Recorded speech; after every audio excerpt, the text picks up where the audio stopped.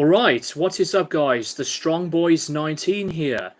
This is going to be my next live stream of another usual update slash hangout live stream. After more than a few attempts of trying to set the stream up to the horizontal look as the way it should have been, I finally nailed it instead of the vertical look. Maybe I didn't pay attention to that option at the time when I tried to make it work. From, I believe, the last three or two streams. But anyways, I am very glad that it's all good to go. Guitar Storms, greetings. Hope you're doing good and all is well, bro. I am very glad to see you here, always, Guitar Storms. Thank you, as always, for thinking about me. I've been doing very well.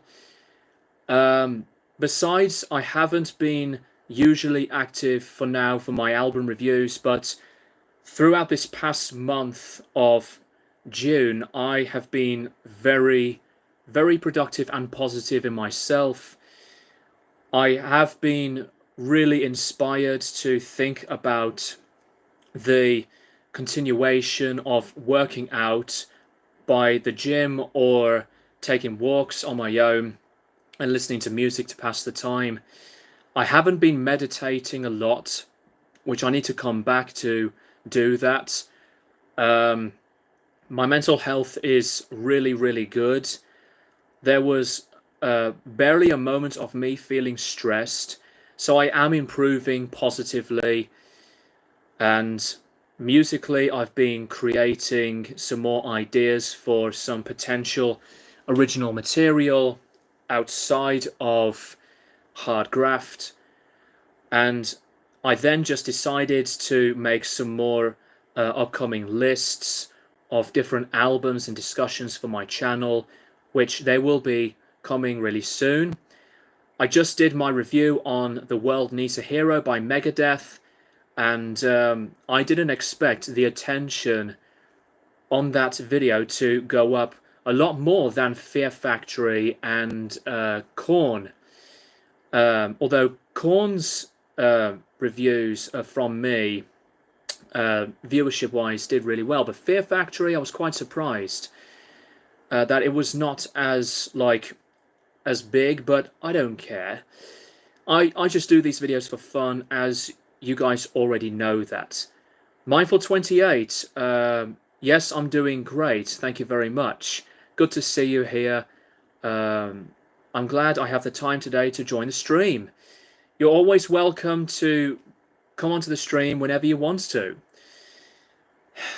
I'm not looking forward to tomorrow because here in the UK, I believe it's going to be 30 degrees or over. As we did have a heat wave last week, which was, you know, the most tiring experience.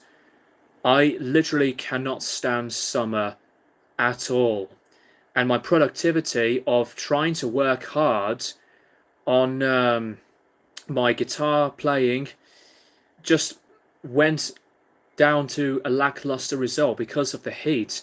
And as a musician, I never really wanted to try and deal with the heat without thinking about the amount of sweat I'd be having across my guitar, on the back of the fretboard, and the strings getting rustier. That's always such an aggravation. Jake, yes, I know that it's 26 years today since Slipknot released the debut album. I knew you would be mentioning that anniversary part. I obviously know that, but yeah, 26 years now of my favorite Slipknot album being at that age, but the 25th anniversary tour of Slipknot's performance of most of the debut album, that was intense, and it was amazing. Guitar Storms again, the heat in Ireland is insane and very humid and hot. I welcome October. I do like autumn, speaking of like the later months, but I'm always a winter person. So, with that being said, now that introduction about me is out of the way, let's go into the updates part of the stream. In celebration of Black Sabbath's celebration upcoming gig the next week, which is June the 5th, I have been listening to Black Sabbath all the way through for 2 weeks. I've listened to all of the albums, and I'm going to address this right now. That you guys may not expect me to say this. I am going to be doing the third and final definite ranking of Black Sabbath's discography. This will be the last time. When I looked back at my ranking from my previous one, the re-ranking, I said at the start of the video that I was at my most comfortable of where the albums have been ranked. However, this upcoming re-ranking of Black Sabbath's discography is the permanent final time of me ranking the albums. I do need to review Heaven and Hell's album The Devil You Know for Greedy Selfish 97, because he did request that album more than a few years back and I still have not done that, and I feel very guilty still. So I will review that album and dedicate it to Greedy Selfish 97. Let's get on with it. Black Sabbath wise, I did decide for the occasion to purchase some very, very cool patches. I have about 10 patches. There were previous ones I've already shown, so they will not be shown for this stream. I'm just checking now. Yes, I believe that is it. Shown those. Anyway, the first patch is this one with a really cool look. You can't really see that detail very well, but it's pretty much the artwork of the Never Say Die album, and it says there at the bottom US Tour 78. So that's a very cool patch. The next one is this one, which is very, very nice. By the way, I know I keep saying this from the previous streams. When you look at the stream, is it at the right way round? Because I'm looking at the screen of me on a separate YouTube tab and it's reversed. So if you don't mind, guys who are watching, please let me know if it's the right way round for you. If it's not, that's totally fine. But this is the next patch with the famous logo, Black Sabbath name all around it. This next one is another one of the album cover patches, like I have the patches of Cross Purposes, even though it's a misspelling, and it is a bootleg patch, which is fine. This is the Technical Ecstasy patch, which Ozzy Osbourne famously disliked, but I always really liked that cover, created by Hypnosis. For those who know Hypnosis, they're mostly famous, if not the most famous, for creating Pink Floyd's album covers, and they've done a few other artworks for different bands. But yeah, Technical Ecstasy has cool artwork. The next one is the Never Say Die patch. The next one is the 13 patch, which is very, very nice, very simplistic, and it was made at the same year as well, 2013. The next one is We Sold Our Soul for Rock and Roll. And the last one, this is the biggest patch out of the lot. I was originally going to buy the Heaven and Hell patch, but it was pretty expensive, and thankfully this one is not as that same amount of price. It's the artwork of Sabbath Bloody Sabbath. Potentially my favourite Black Sabbath album cover still, although I love the album cover artwork of Heaven and Hell. And the debut album, very, very nice. They do have some of the coolest album cover design choices, although some of the later stuff obviously have been pretty divisive. The next thing, this is going to be amazing of me to talk about this. So this is a Black Sabbath release of Paranoid, but what I've bought on eBay, as I looked it up, it was on eBay from a seller, and this is an acetate of a later, soon-to-be-released deluxe edition of Paranoid. But here's the thing, it has 2 discs. I looked it up on Discogs of other deluxe editions. The second disc of this contains the instrumental version of Paranoid and the different lyrics of Paranoid and Planet Caravan, mostly instrumental album, and it's a big difference. It's a major big difference of listening to how the songs have been recorded. There was no fade out on Planet Caravan, on Electric Funeral, and you know the fast sped up bit right at the end of War Pigs? That was not there. They just did not edit that out to change it to the fast speeds that we know when we hear the song. And Ozzy's vocals on Planet Caravan are different, and you can hear the entire full version of Planet Caravan. That's 6 minutes, and War Pigs is 8 minutes. Fairies Wear Boots is the only one that fades out. So the deluxe editions of Paranoid that have been officially released have different stuff, but this one, as an acetate with the mostly instrumental version of Paranoid, that was never included in the end on the official released deluxe editions of the album. So this is an extremely rare promotional use only, not for sale item.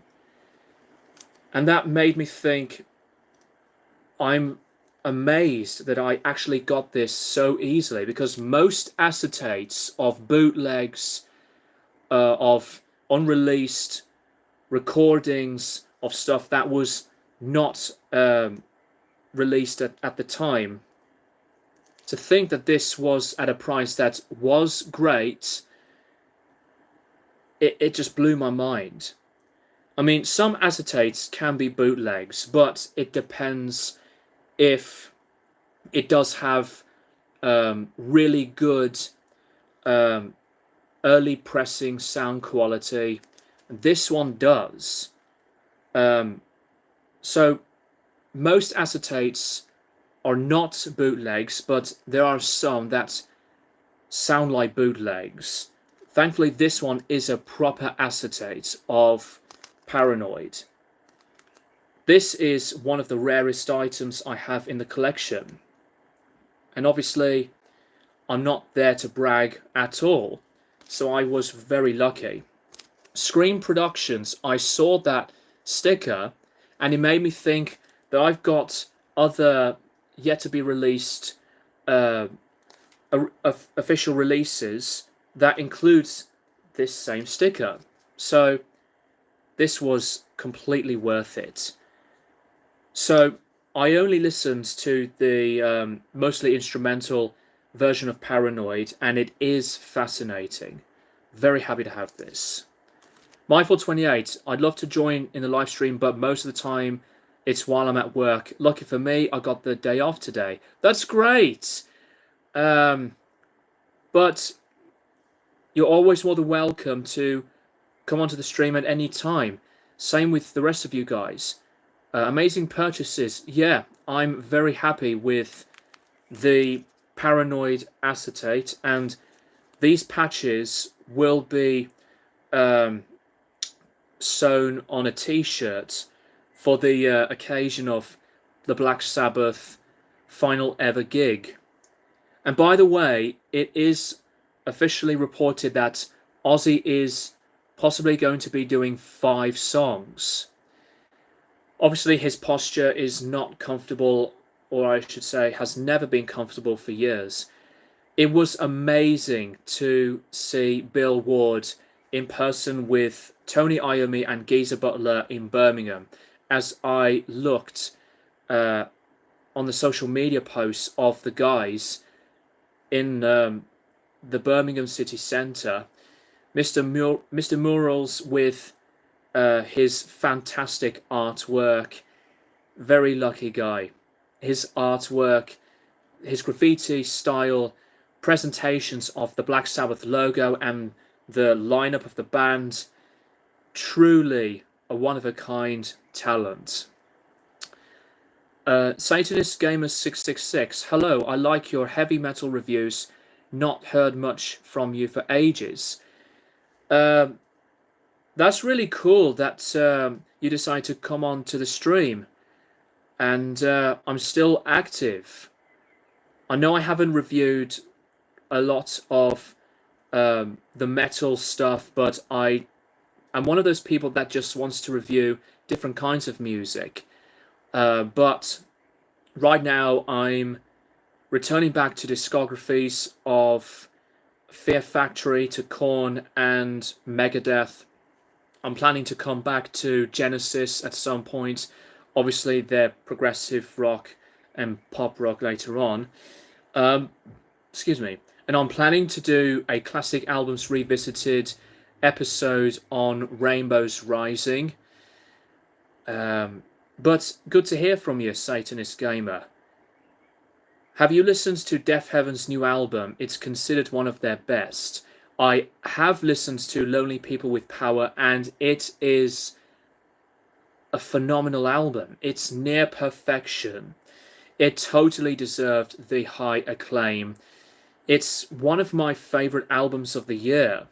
Still need to listen to more new albums, even though I haven't bought a lot.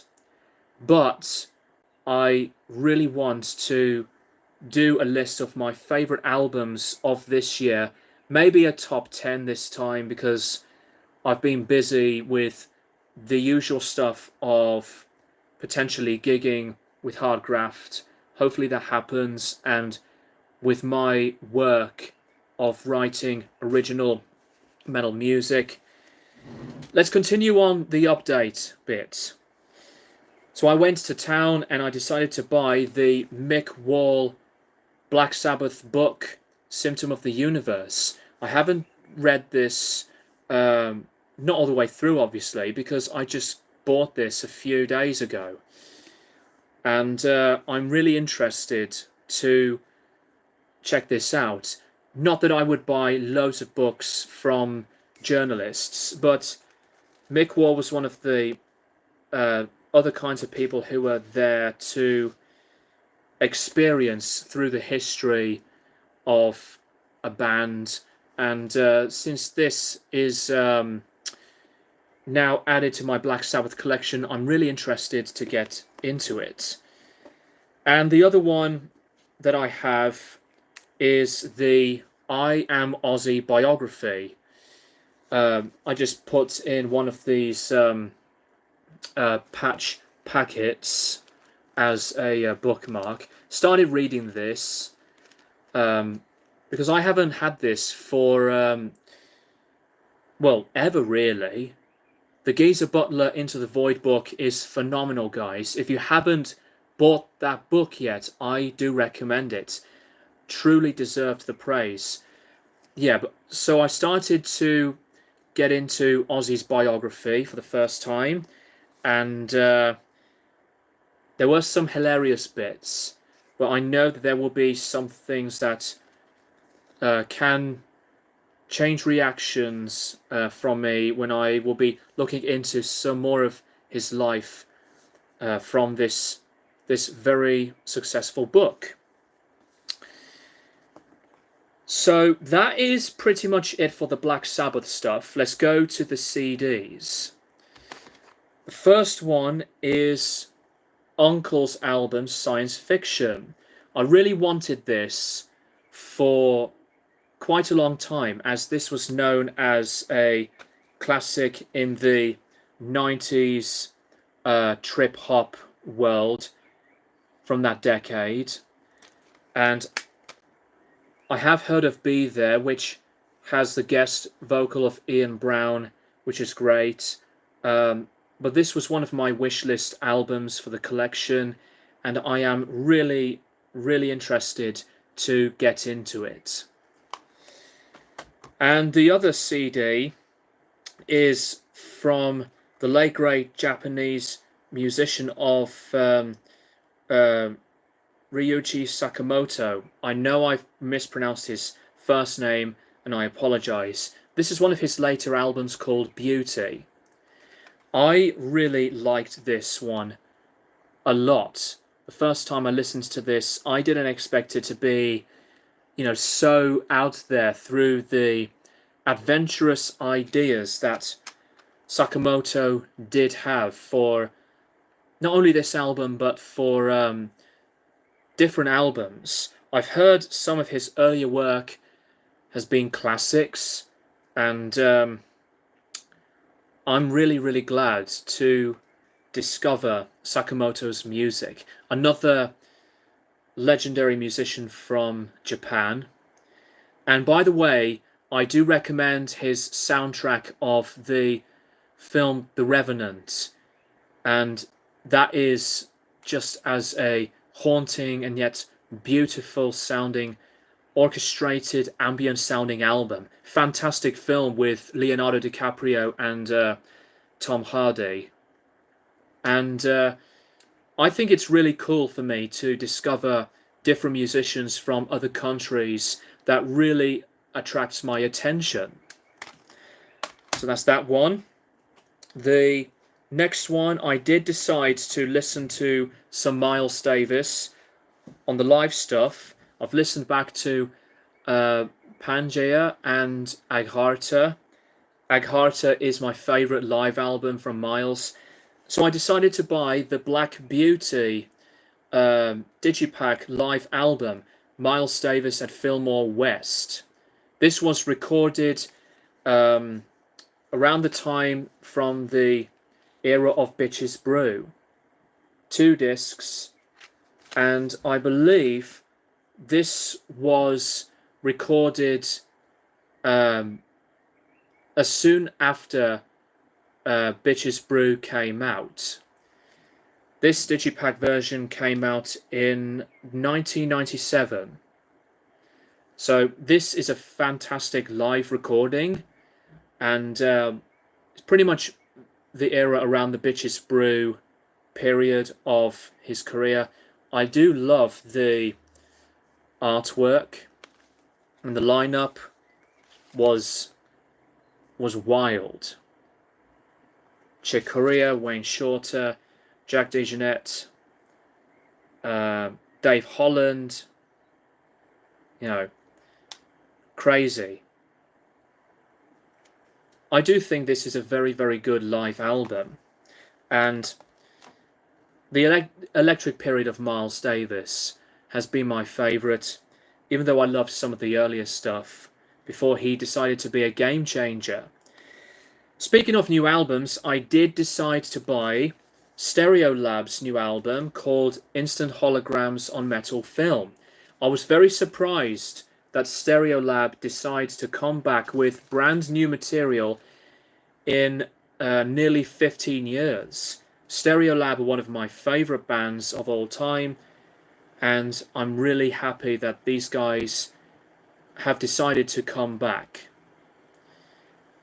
I'm very interested to listen to this album.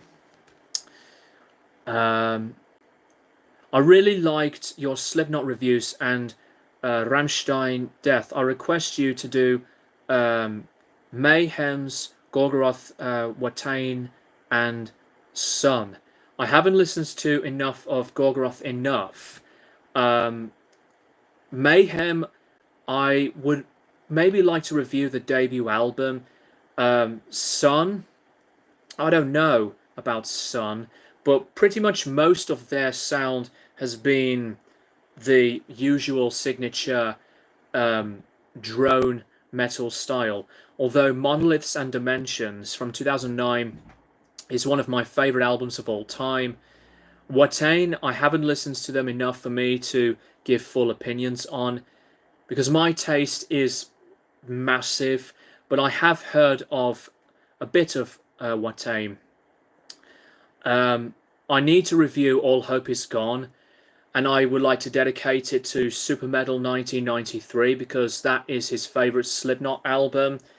I know I have reviewed Volume 3, The Subliminal Verses.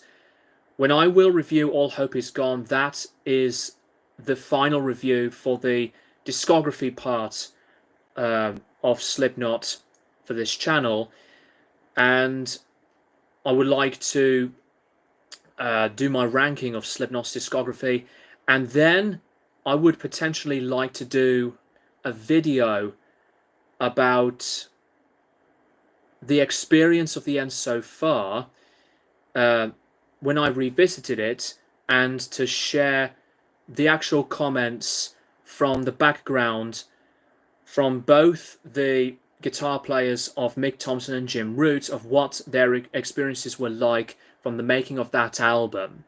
I thought that would be very interesting for me to do that kind of video. Mindful 28. I know the next Korn review is See You on the Other Side. That is, in my opinion, not a good Korn album, but it has a few songs I liked, such as Politics, Hypocrites, and Coming Undone. Since you said your opinion about it, let's just say that I may have a different opinion about this album, See You on the Other Side. So stay tuned for that. I have revisited it for the first time in ages, actually, so I would like to do the review of See You on the Other Side, as well as the rest of their discography.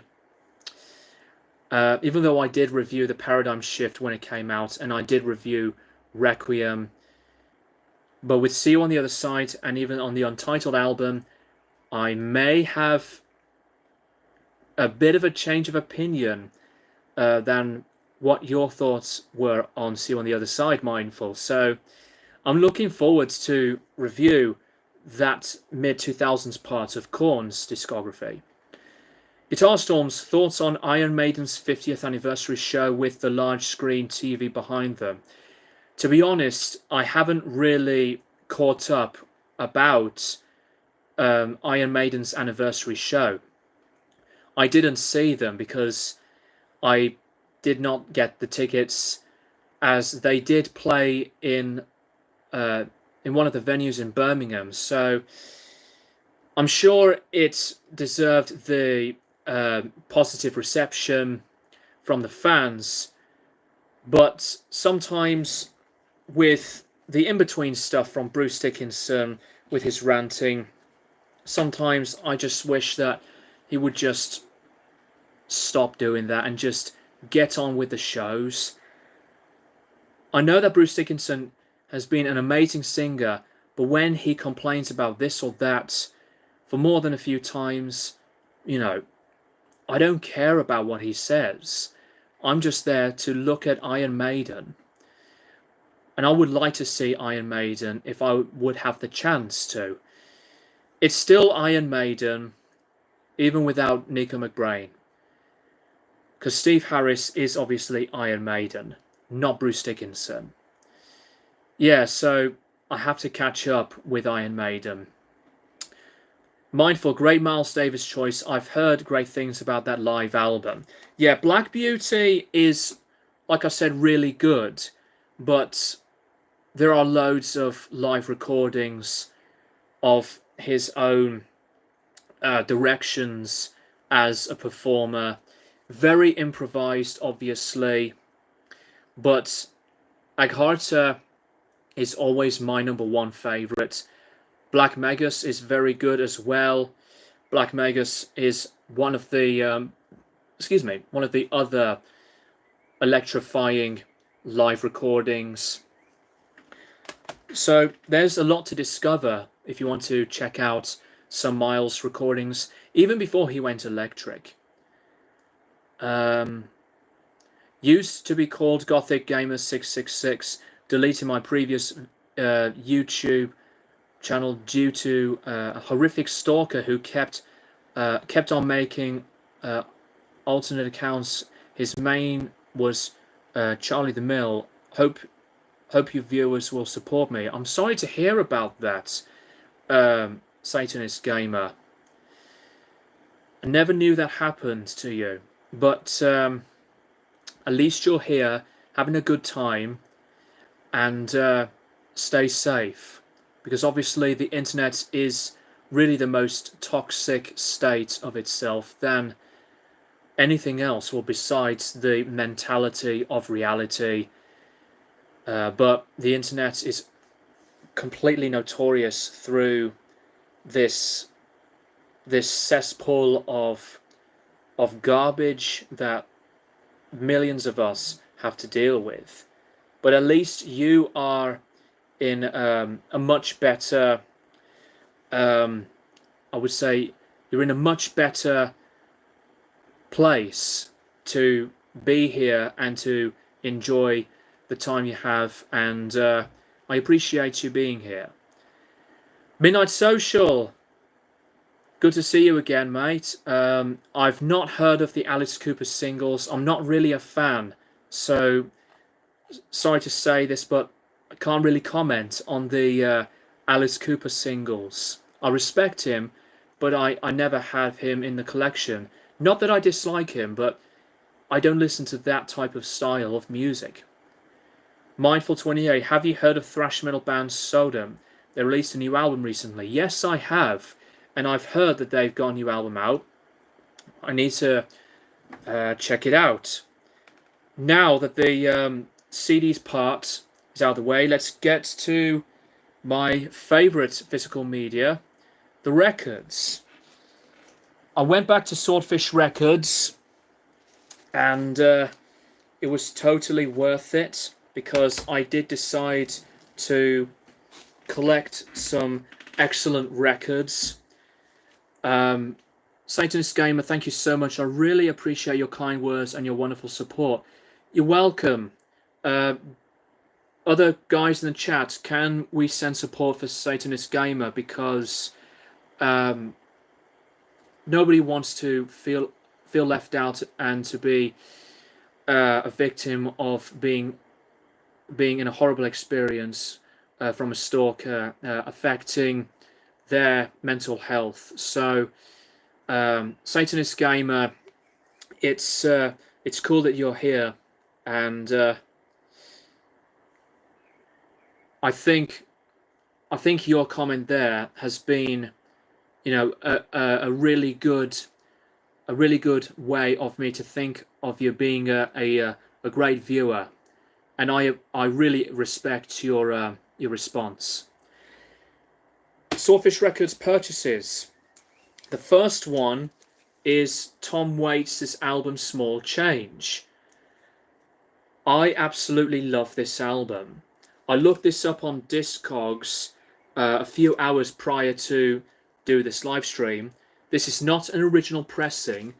This is a much later pressing from Germany, but according to the pressing on Discogs, it doesn't show the year of when this pressing was released, so it might be an unofficial pressing. But despite that, this is to me a masterpiece album. I really liked the earlier stuff of Closing Time and The Heart of Saturday Night, his previous two albums, and this album to me is his first classic album, Tom Traubert's Blues, and I Wish I Was in New Orleans. The Piano Has Been Drinking on Me, Invitation to the Blues, Bad Liver and a Broken Heart. This is one of those albums that is very expressive but so melancholic through the depression and the heavy addiction of alcoholism. And Tom Waits' voice on this album was the moment when you later on continue to hear his really rough, growly style of voice. That type of voice that can be, I would say, not easy for a lot of listeners, but this is an outstanding album. The instrumentation through the orchestrations to the piano is beautiful, beautiful stuff. I really think this is some of Tom Waits's best albums. So if you have not seen Small Change in the Flesh on physical copy, go and look it up on YouTube. I do need to get a lot of Tom Waits on vinyl.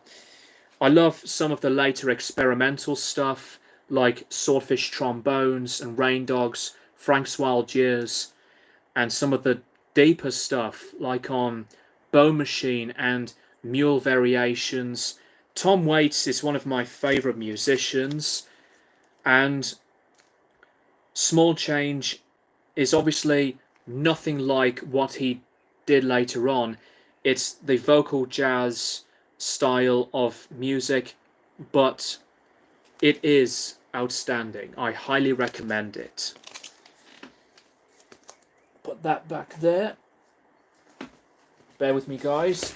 Move my headphones out of the way.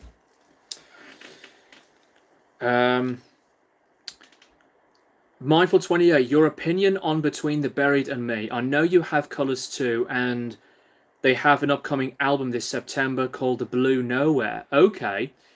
I do like Between the Buried and Me. I really respect the band so much, but I'm not one of those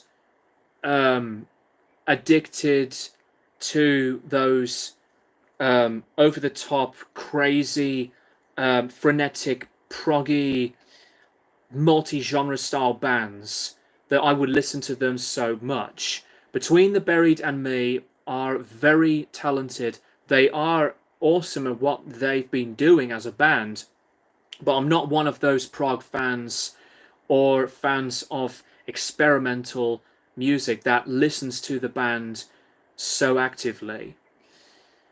I do appreciate them a lot. What are your thoughts on Brent Hinds dissing Mastodon and calling them terrible people? It seems odd since he had no issue being in Mastodon for 25 years. I have no clue what went on, and obviously none of us know what really happened. And to me, I don't think it is appropriate to really find out, or at least make a big interpretation of what went on between Brent and Mastodon. Ever since the scarring, life-changing moment of Brent from that fight he had around the 2000s, late 2000s part in Mastodon's history, as it was briefly addressed in the Crack the Sky documentary, I think Brent's mental health did change. I believe it has something to do, if I have to make a guess, not that I would go into it deeper, but I believe it's about possibly the differences of personality or clashes that affected his mental health. And it was incredible to think that he has been with Mastodon for 25 years.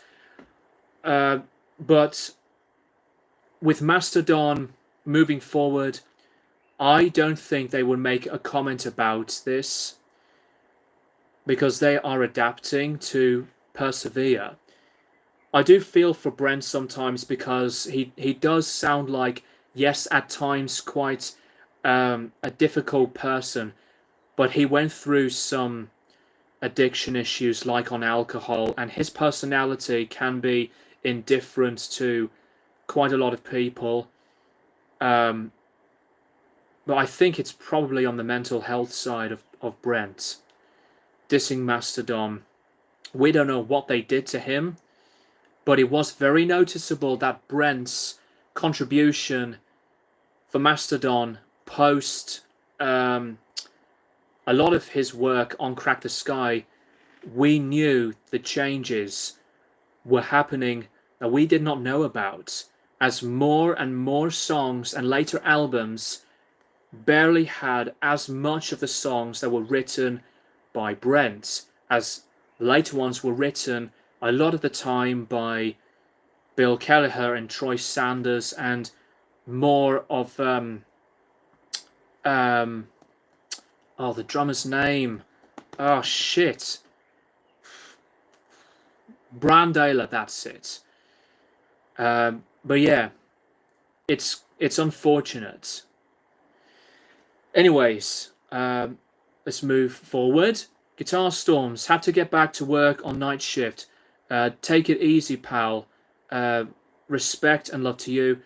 I always appreciate that, Guitar Storms. Much love to you, mate, and hope your work has been very active for your positivity, and take care of yourself.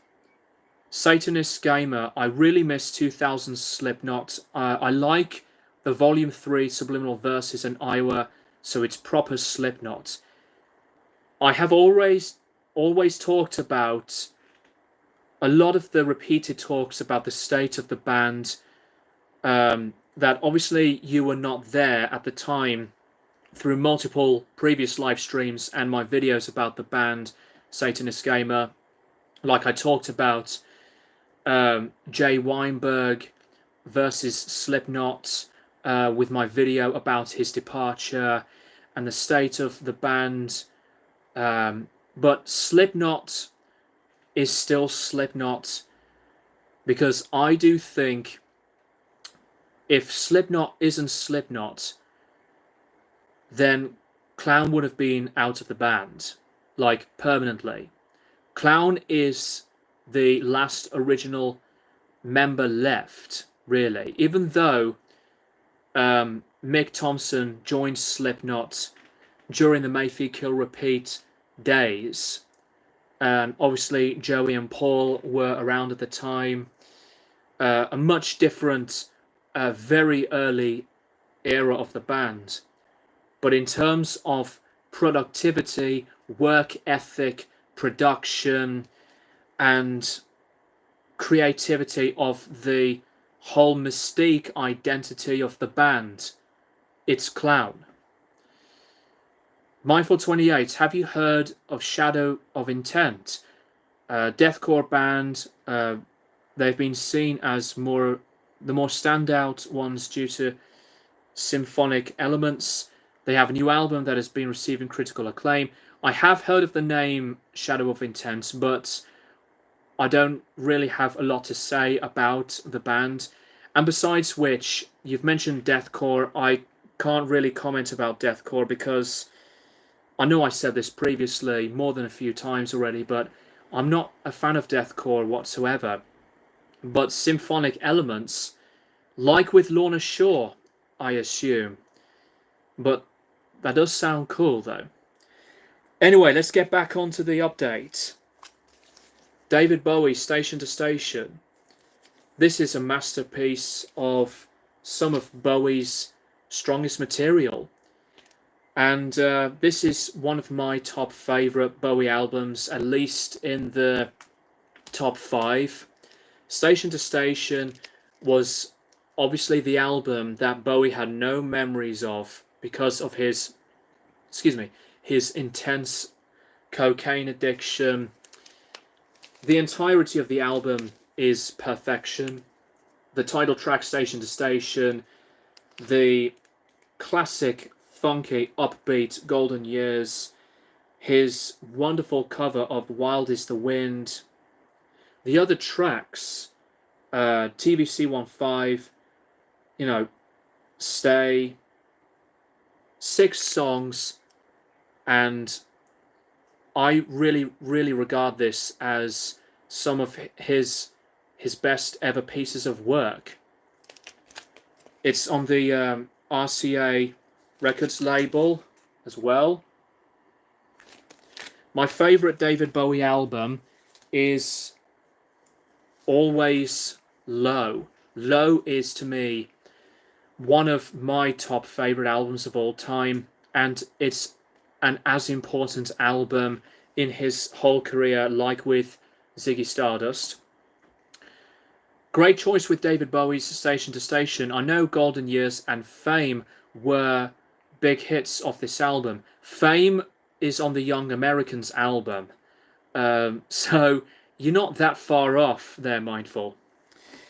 This next album, I wanted an original pressing of this, but as soon as I spotted this 2010 red coloured vinyl back on black pressing, I just thought, why the hell not?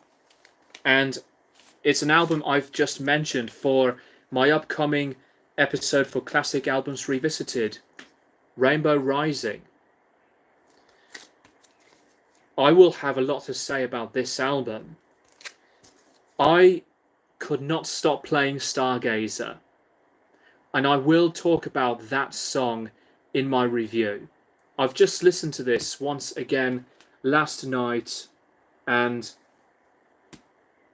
it's always a majestic piece of history through heavy metal and hard rock. I do rank this as one of the other top greatest albums of all time. This last one from the Swordfish Records pile, this is an original Italian pressing, as I looked it up on Discogs. I think this album does have its fans. It's not their best album. Some say it is very much underrated, like this band's previous album. The previous album before this is one of my favourites, but so is this one. I think this is also the most misunderstood one out of the lot, not including the later released album after this band broke up, because this is really the final album. Led Zeppelin's In Through the Outdoor. And I decided to purchase this because of my favourite out of the 6 separate sleeves that Hypnosis designed, which it was rightly deserved to be nominated for Best Album Packaging in 1980. This is my favourite sleeve. It's sleeve B. That's the front there. There's the back. For those Zeppelin fans that understands this album, they know. And this one is going to be a shocker for me to say this, that you might not expect. I always have loved a lot of Led Zeppelin, but for an extremely long time, I avoided In Through the Outdoor because of what the critics thought and what the fans thought. So this was my first time listening to In Through the Outdoor ever. I loved Led Zeppelin since I was a teenager, loved most of their stuff. But I discovered this album a few months ago, and I looked into the history behind it, it's very bleak, but it does have a very great amount of the contribution of John Paul Jones. This is a very, very active, consistent album of him working a lot of the time on this album. Let's open this up. And what I really like is that the sleeve usually will be just black and white, but they're watercolored. So that's really cool. It is on the Swan Song label. I did clean this record. It was in very, very good condition. And like I said, it is Italian. There it is. Swan Song label. I really think the songs of In the Evening, Fool in the Rain, and Carousel Alhambra feature some of Led Zeppelin's strongest songs. I do like a lot of the album, and I'm one of those people who doesn't hate Hot Dog, but it is still a very daring song. I say daring because Hot Dog is a song that does distract the whole atmosphere of what this album does mostly present to the listener. And Fool in the Rain does sound upbeat, but I don't mind listening to Hot Dog. It's my least favourite on the album. All My Love, by the way, and I'm Gonna Crawl, the last two tracks, they are brilliant. All My Love, very personal and heartfelt. You can hear the very mournful and not energized state of Robert Plant for that song. So I think In Through the Outdoor is one of those albums that has to be respected for what it is. It's obviously nothing like the early stuff. Led Zeppelin 2 is my favourite. Besides that, I love Led Zeppelin 4 and Houses of the Holy. But In Through the Outdoor, for its experience, to me, this is a great album. Mindful again, Rainbows Rising is a classic. I still miss Ronnie James Dio. It's hard to believe it's been 15 years since he passed away. I know, it's crazy. But when I listen to Stargazer, I can always feel such like an emotional and addictive connection to the power of the song. The chorus to that long high belt of a note right at the start of Ritchie Blackmore's amazing solo. It's just incredible. In Through the Outdoor is my least favourite Led Zeppelin album, but it's still decent. That's fair enough. Midnight Social, if I have heard any Turnstile. No comment on Turnstile there, mate, and I do apologise. Next, or last I should say, pile of records. I went to a record shop called Crates is High, which is a really cool record shop in Cornwall. And the first two CDs that I've shown of Sakamoto and Uncle, I bought these two from the same record shop. These are in no particular order, so I'm going to go through these. Pretty heavy. I'll put these records back in after the stream is done. So the first one I really wanted to discover more of this musician. I have, oh, sorry, I have an itch somewhere in the eye. Sorry about that, guys. And the heat is so tiring. Not going to waffle on about that. I know that a lot of people have heard this artist's debut album called Diamond Life, and so I decided to buy one of her later stuff. This is the 2020 reissue of Sade's Love Deluxe. I've heard loads of great things about this album and the previous album. I think that Sade would possibly become one of my favourite artists, and while Diamond Life is a phenomenal album, I've heard some fans say that this one is one of their high favourites as well. So I thought, why not just pick up some Sade, as I really like her stuff. That was the chair.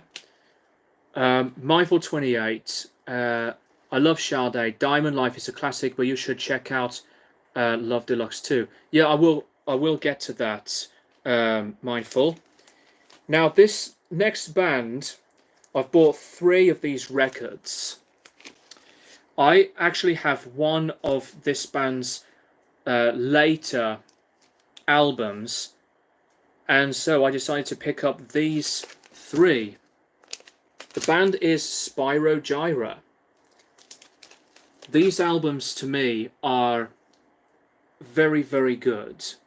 To hear material in like this jazzy, quite percussive, rhythmic pieces of playing, it's awesome. This is the self-titled album. I do recommend this band a lot, and some of their album covers are just great. This one here, Morning Dance. It's one of those moments that as soon as I see an album cover like this, I just think, yeah, this does look very intriguing. And the other one is Breakout. Spyro Gyra's music is always, connecting. You would feel a vibe with this type of music. Fantastic band.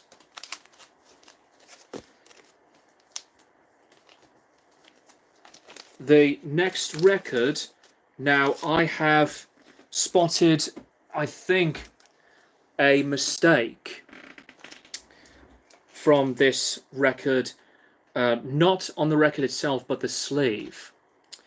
This is a Jimi Hendrix record of Rainbow Bridge, original motion picture soundtrack. Not an original, and this is a later pressing. The gatefold sleeve looks like this. I decided to pick this up because I wanted to collect some more Jimi Hendrix records. The mistake was, again, I looked it up on Discogs. This sleeve for protecting the record is not a part of this record. Now, I don't know what this band is, but does anyone know or recognize this sleeve? Because this sleeve has nothing to do with the pressing of this album. I have no clue. So I did, like I said, look it up on Discogs, and the sleeve is not this.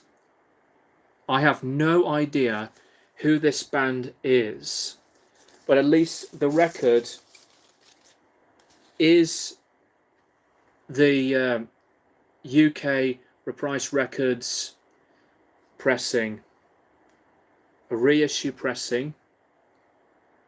I'll have to clean this record because it does have some fingerprints, and it is in used condition. But other than that, I'm still pleased to have it. Besides this sleeve of a band that I do not recognize. So if anybody knows about this, I really would appreciate it if any of you guys know what this band is that's been chosen incorrectly to protect a Jimi Hendrix record. So despite that flaw, not that this has been a big issue at all, I'm glad to have it.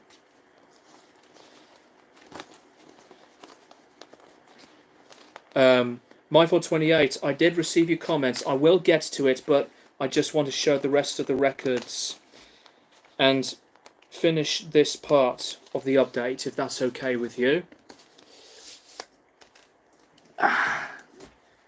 Now, these next two records were given to me for free by Simon, the owner of Crates is High, and I do recommend looking up Crates is High on social media.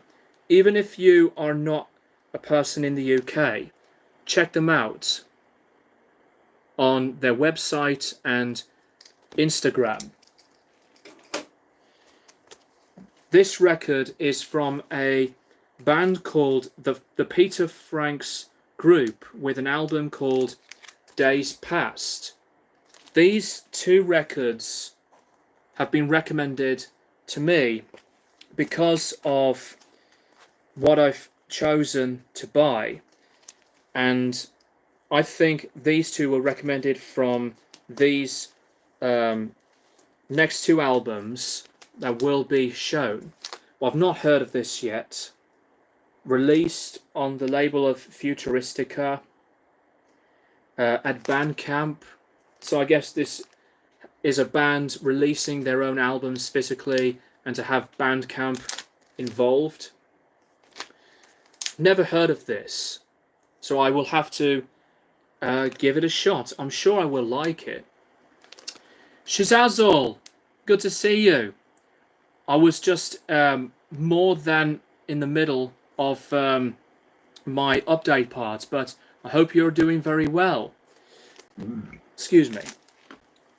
This record, I believe, is like some kind of like a DJ remix type of thing, which I'm very unfamiliar with. Simon S. Oh, I believe this is one of his records. I've not played this yet, so since Simon is the owner of Crates is High, and for being a really nice guy recommending these records to me, I'll definitely check this out. Doing well over here. Yep, great to hear that. Satanist Gamer, a brilliant collection you've got there. Thank you very much, Satanist Gamer. Starting to sweat now, and my hair is starting to become a bit of a mess. Speaking of collections, guys, I did receive a comment from somebody a few hours ago on my first part of my CD collection video, which took place almost 10 years ago. So that made me think that I am going to be doing very soon my new updated video collection of showing my entire CD collection. 10 years later and I'm still collecting.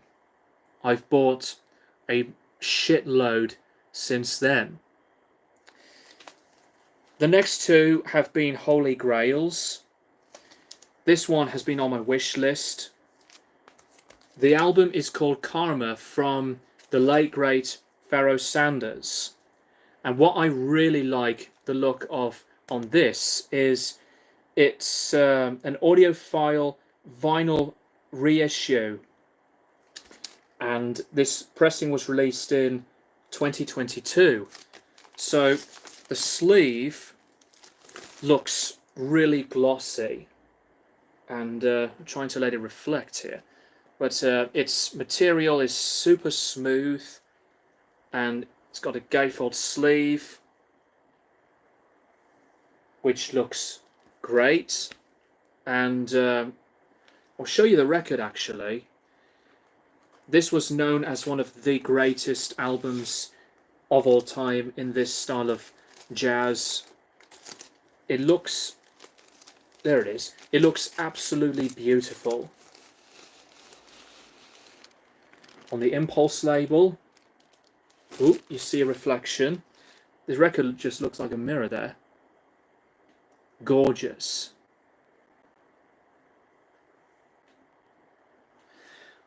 I've not played this record yet, but I know that it will definitely be a classic album for continuing my admiration of the jazz world of music.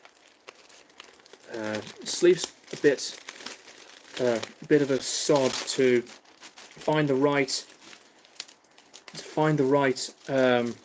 spot to put the record in. Find the right angle. There it is. So I'm looking forward to be playing this album. This packaging is also fantastic. It's not like the normal pressings where the gatefolds and materials feel soft, but you know, it's very, very nice in a different way of packaging from its design. Pharoah Sanders has always been one of the other giants in the jazz universe, and I would like to collect some more audiophile pressings of different albums. As soon as I spotted this, I thought, why the hell not? Because, you know, I wanted to check out this album for a very long time. So that is that, Karma by Pharoah Sanders. The second to last one, Marvin Gaye's What's Going On. I don't really need to say a lot about this album. I did review this for Classic Albums Revisited. This is to me one of the other high greatest albums of all time. It's a later pressing, and I believe it's a 2020s reissue. So it's like a reproduction of the original looks of the vinyl, the gatefold and the lyrics, and the beautiful collage, and the record itself. Standard black vinyl, if I can get it out. Yeah, there it is.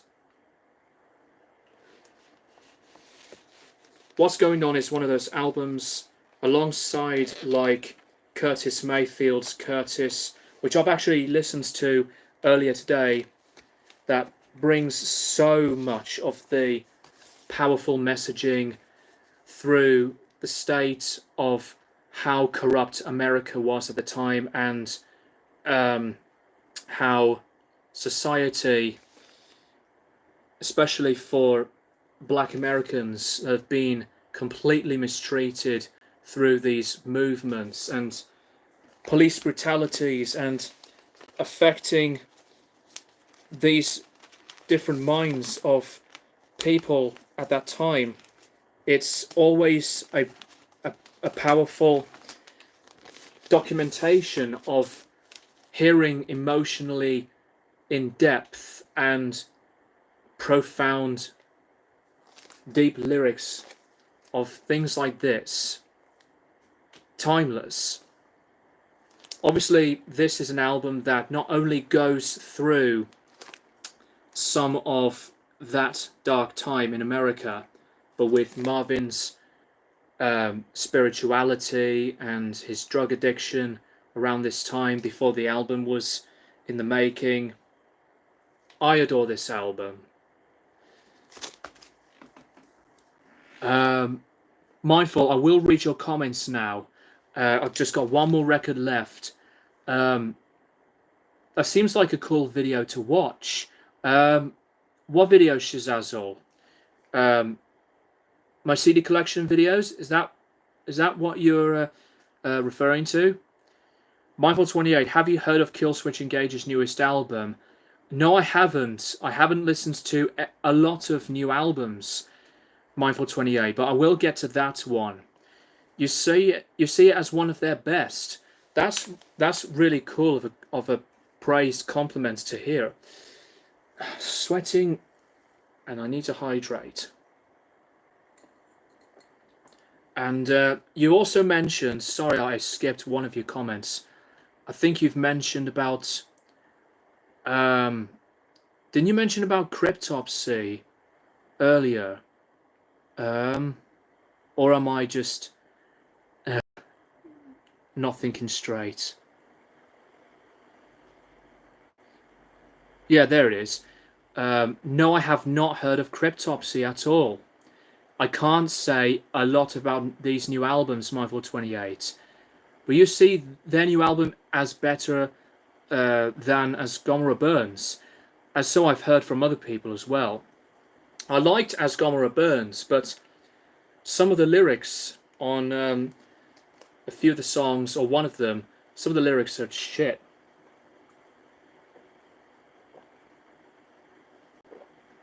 But other than that, I do like the album. Shazazzle, I'm not sure if you've done a video on this, but what are some of your favourite movie soundtracks that you've heard? I have not made a video about that, Shazazzle. Maybe that could be an upcoming list of favourite film soundtracks. So that's another suggestion. So thanks for that, mate. Not to mention the lyrics referring to Marvin Gaye's "What's Going On," excuse me, are very poignant and still hold true to this day. Absolutely. Finally, the last part on the update, my last record. This is my favourite album from this group. I know that their third album has been known as their magnum opus, but I always play this album whenever I go to the gym, whenever I go out for a walk. It's, to me, a quintessential pioneering trip-hop classic. Massive Attack's Blue Lines. This is the 2016 remaster. One of my favourite debut albums of all time. And I never get sick of this album. I really don't. No matter how many times I listen to everything on here.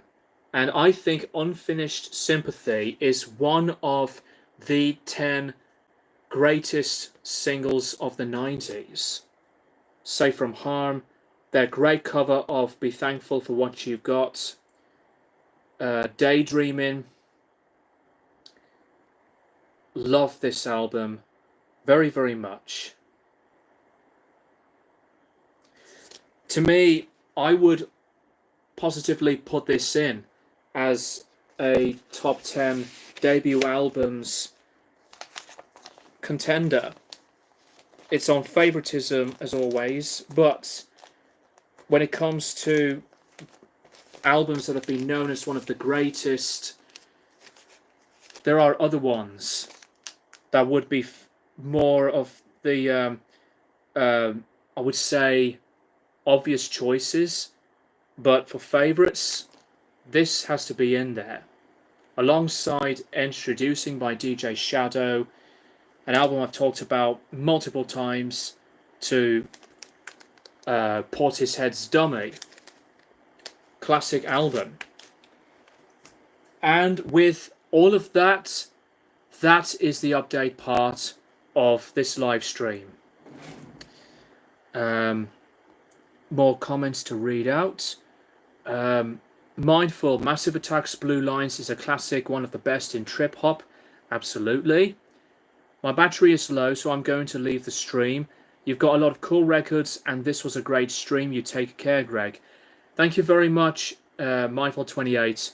It's always great to see all of you guys here, and I always admire your generosity to stick around and hang out with me in these types of videos. So cheers for stopping by, and thank you for coming around here, Mindful28. Shizazzle, man, it seems like I'm missing out on Massive Attack. You've been missing out on a lot of stuff, and I know you say that comment quite often sometimes, Shizazzle. You need to discover so much music. Even if it's not up your alley, give anything a go that suits your taste. I've heard of them, but I haven't really listened to them. Any good places to start for them? Listen to Blue Lines and check out some of their music videos.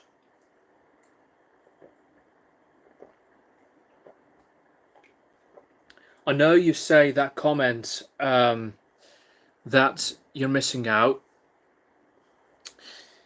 It's totally fine, but yet it's never a race or a challenge ever to come up with an attempt to listen to everything, because we can't. That's just not possible, as there's billions of music.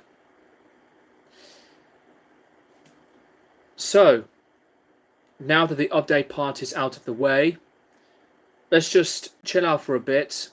I'm not going to make this as a very, very long stream, because it's getting pretty late in the evening, and I'm thinking about wrapping this up before the 2-hour point of the stream. At least I did finally sort out the actual better choice of the horizontal look for the streams instead of what the streams previously looked like. So that's a really good thing. I'm going to put a lot of my Black Sabbath patches on a t-shirt before the occasion of the Black Sabbath reunion gig. Is anybody else looking forward to the Black Sabbath reunion celebration show? Now that I've brought up about Ozzy potentially doing 5 songs, it's Wolfgang Van Halen who's been dropping from the bill. Loads of people thought that it was Tool. Then there were talks about, Megadeth, but obviously they were not involved in any of this, and Dave Mustaine's not one of the musicians to be on the bill.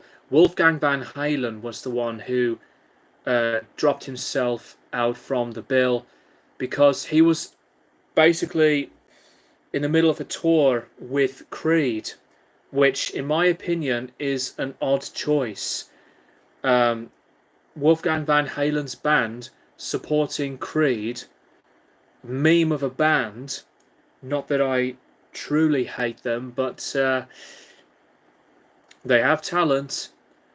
Well, obviously Mark Tremonti does have talent. Scott Stapp is, well, like a copycat of Eddie Vedder. And Eddie Vedder is a vocalist that some people could handle it or not. But Scott Stapp, he has been the meme of the whole history of Creed. And it's obvious to say that it's obvious to say that Alter Bridge is a much better band. I don't know if Scott actually knew how to properly sing. Scott Stapp sounds like a guy who I don't have a lot of beef with, but he obviously went through some quite notorious reactions and actions, like that one time of their disastrous gig when he was fully intoxicated. Unless he did that more than a few times, when Creed had been one of the biggest bands in the modern era of our audiences through the ways of listening to uh, popular modern metal or rock.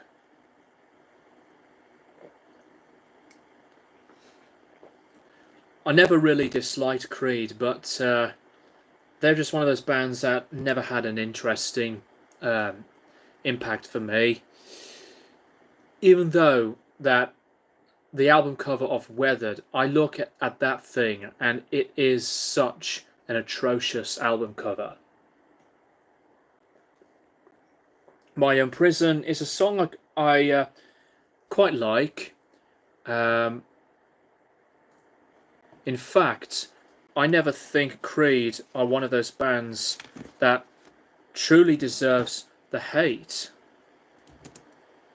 Uh, yeah, My Own Prison is, well, obviously one of those songs that is as big as With Arms Wide Open.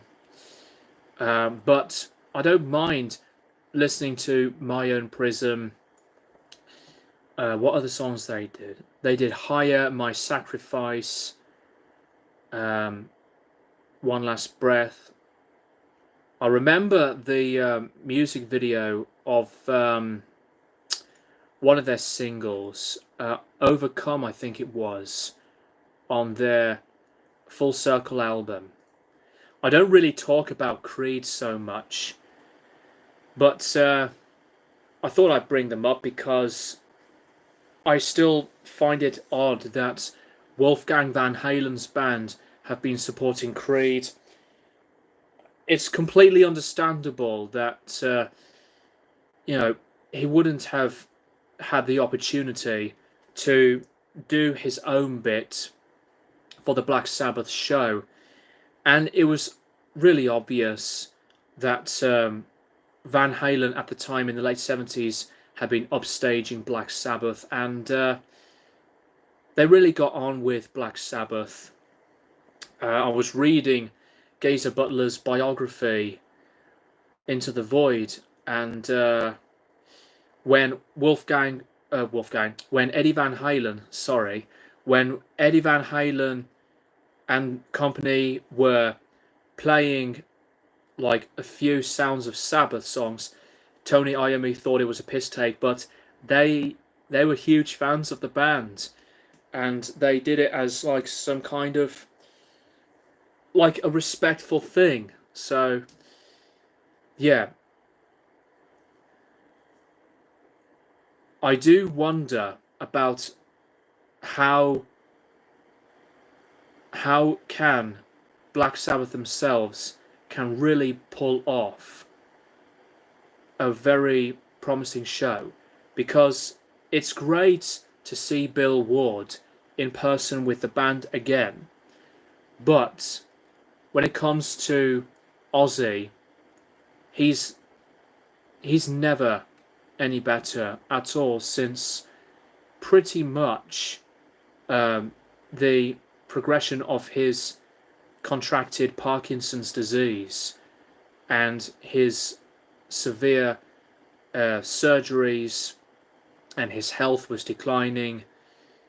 I know I've mentioned about Ozzy previously from the moment we thought he was going to retire, but with Black Sabbath, he just wants to do this gig as this one single final time, and to properly wrap it up as Black Sabbath with the classic lineup, which I totally respect, and I know that it will be a very, very worth it experience to see those godfathers of the genre, and I'm thinking that Ozzy will be doing his very best.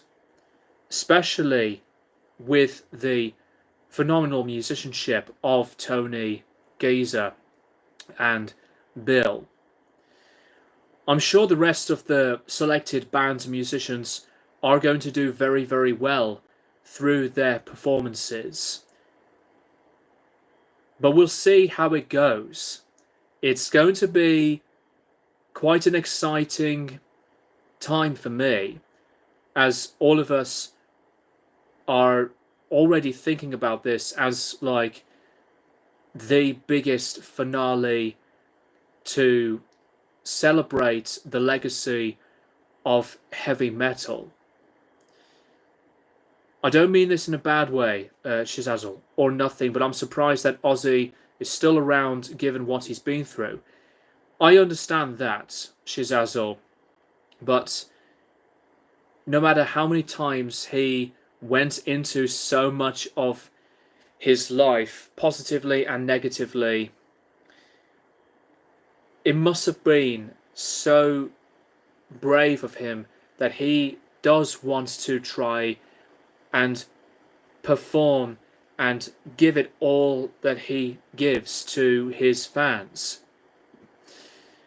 I'm sure when Black Sabbath goes on the stage, maybe Ozzy will be persevering as professionally, even though his health has been in a terrible state, that he will not recover from a lot of what he's been through, which is heartbreaking and emotional.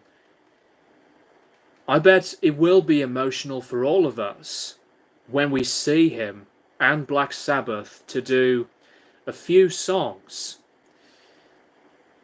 So even though that Black Sabbath are just going to do a few, and despite that we have to just accept about the tone of Ozzy's pitch corrected and quantized sound of his voice, and to accept the fact that he can't sing as naturally anymore, we have to accept that he is there in front of our eyes. Even with the thousands of people who didn't get a chance to get the tickets, we are there to see the person behind the mic, not just a musician, the man himself. No matter how many times we would have said things about Ozzy's voice, but it's much more important and respectable to think that we are in the moment to see Ozzy, Tony, Geezer, and Bill in front of our eyes on the live broadcasting live stream that will be happening. It's going to be amazing. It's going to be amazing. I bet it will go very successfully. And it obviously will be very successful for the money side of things, because as we always know that since the charities of choices have been selected for these gigs, besides people spent hundreds and others spent a few thousands of pounds to get the tickets, all of the money will be raised to these selected charities to be donated, which is for amazing causes.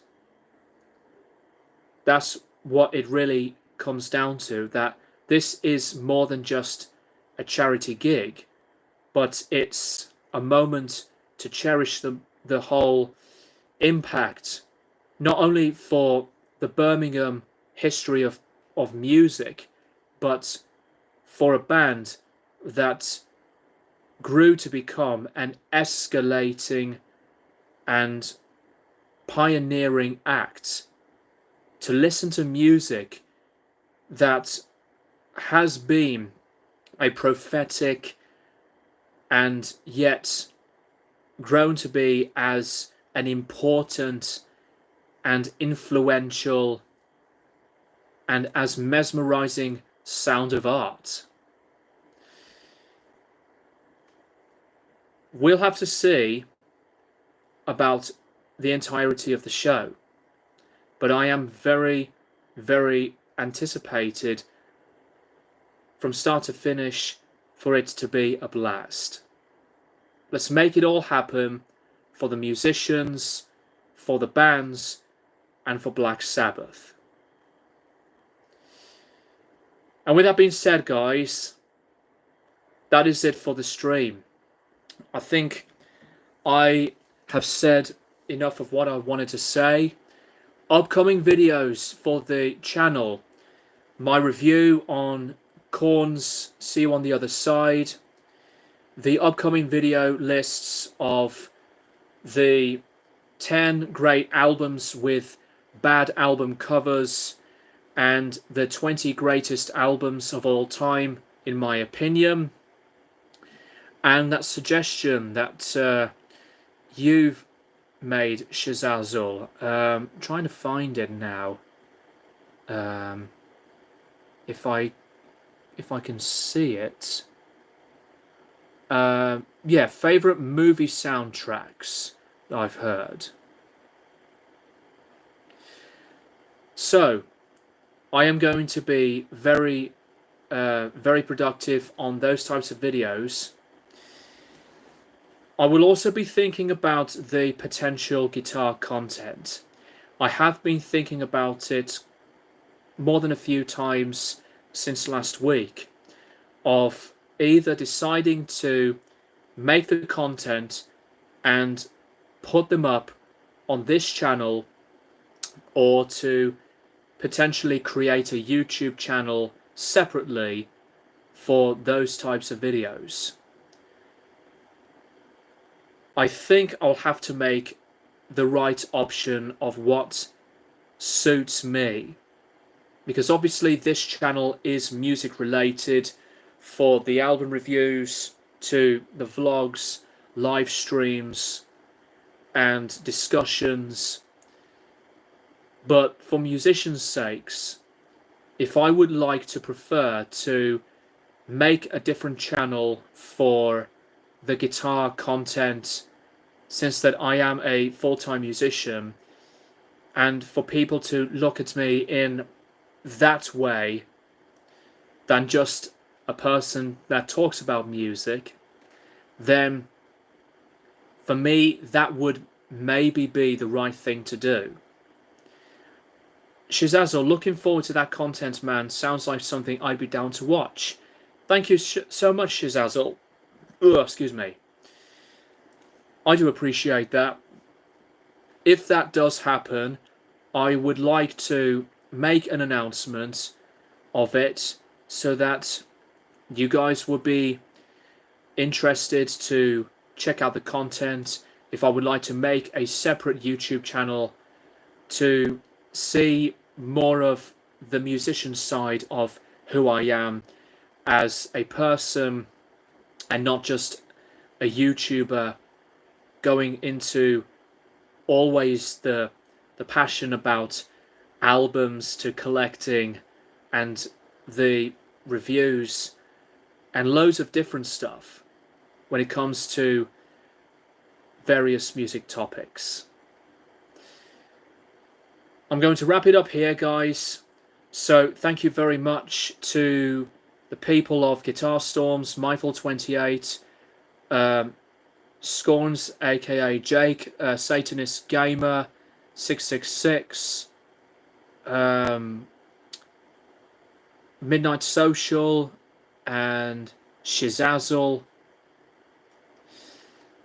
Upcoming live stream will be in the ending month of August. I will obviously let you guys know about that on a video or on another post on the channel, where I share my brief separate posts of what is going to be coming up for the channel. Shizazzle, it's been a pleasure. Hope to see you soon, man. Take care. You too, Shizazzle, and take care of yourselves, guys. Thank you all for watching. I will keep you guys posted for more videos in the near future.